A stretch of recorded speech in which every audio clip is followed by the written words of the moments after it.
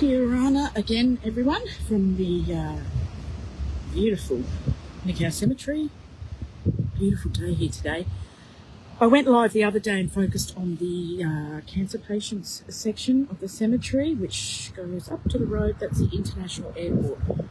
Just across the road, we've got our great volunteer Teva here today. He is finishing painting the grave of Dr. Thomas Guy, whose headstone plaque will be unveiled Saturday week. So I'm going to do a walkthrough of the soldiers section and outer islanders section, just to show people the extent and the number of Cook Islands World War I soldiers who served for New Zealand, of course. This one is the closest into the cancer patients section, Joker Bay. Hope you can hear me okay. Joker Bay. We rebuilt that grave back in 2016. So I'll start up here. Got an umbrella because it's really hot today. It's sunny. I'll start over here. This is a relatively new grave, a couple of years old. We found this broken headstone in the cemetery, just lying in the grounds quite a number of years ago, and we managed to work out who it belonged to. So the family had a new military headstone made along with a private plaque. So it's looking very beautiful. Now there's a couple of memorials in here. These are headstones we've either found submerged in the cemetery when it was a jungle, or people did not know where they were buried. Some were removed from graves for infrastructure purposes, so we've built memorials. Well, not me, our amazing volunteers have built memorials in here. This is one of them. Now, from memory, this headstone was found at Wigmore's store or around in that area. From memory, he may have been Mangayan. There's a lot of Mangayan soldiers that enlisted in World War I. Many were living on the island. They were very good planters, and they were working for the big families of the Wigmores and so forth. So we do have quite a number buried here in Rarotonga. So that's this one. That's a little memorial that was unveiled.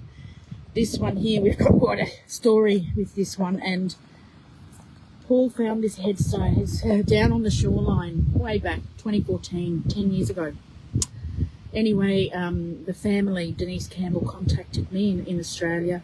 We brought over this beautiful plaque. He's such a handsome man, and installed this along with the headstone memorial in 2017, and that's when I met his descendant as well, Tino and Yvette. Hello to them.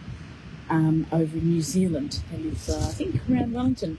So that's the story behind that memorial here. We had these signs put in. So there's one at the front, explains the history behind the cancer patient section and tourists. There are tourists that were buried in here. People ask why they were buried here. Because back then, there were no morgue facilities and very infrequent flights.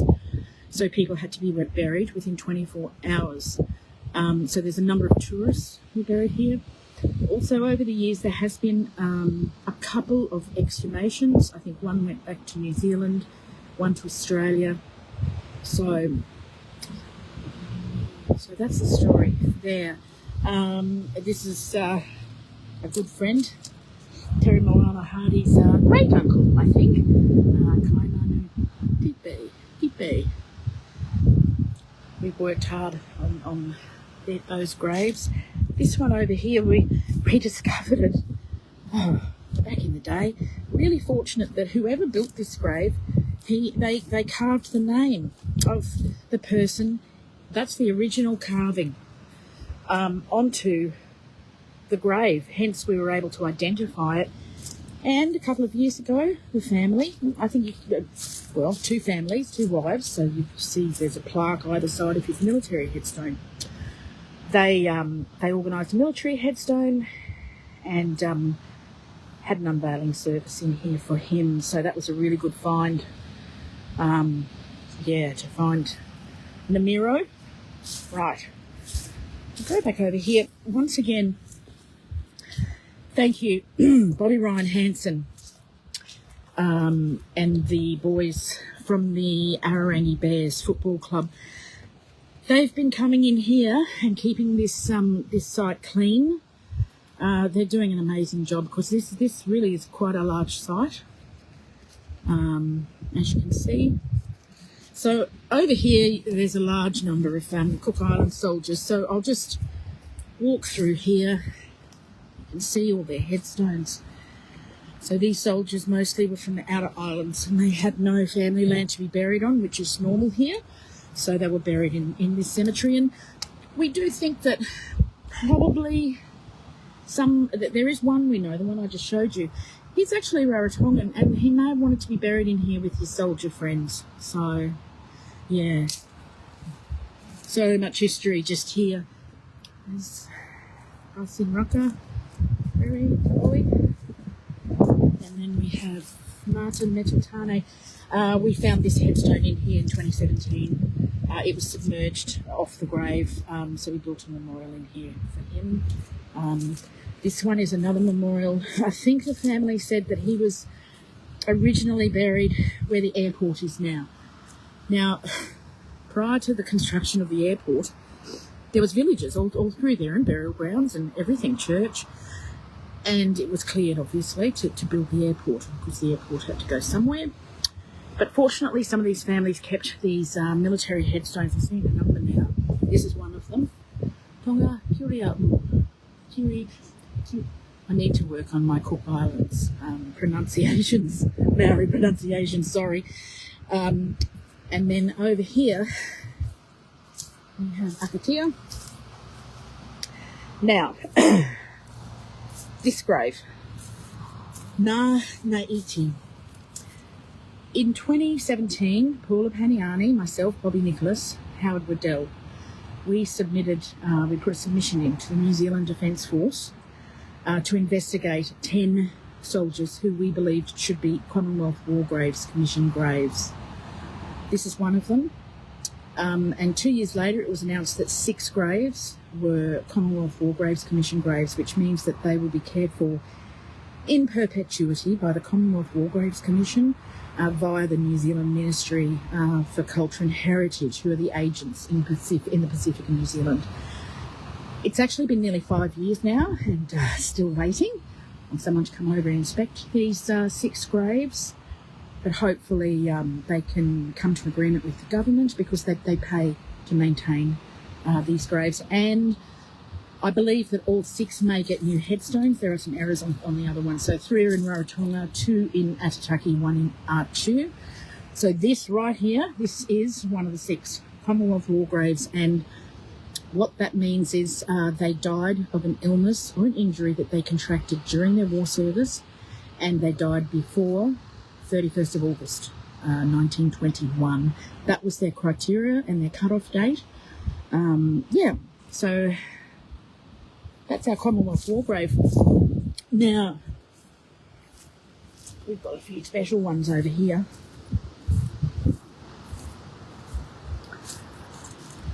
This grave here, this is really how we got started with the soldiers. This is Bobby Nicholas's great-grandfather. He was buried in here and he contacted me after I appeared on Television New Zealand, as did Paula Paniani, and we joined forces to start researching all of these soldiers. So this grave is really important to me personally. They've done so much for us here in this cemetery. Amazing family. So that's Bobby Ryan Hansen's, I guess, great-grandfather. Yeah, so amazing family that have done so much in here. The Nicholas family, extended Hansen family. So that's that. Now there's more soldiers. It goes on up the back here. Tana RQ. There's this soldier here. Then we have Aruaki Tuaimi. I think that's an Atatakian name. Anyway.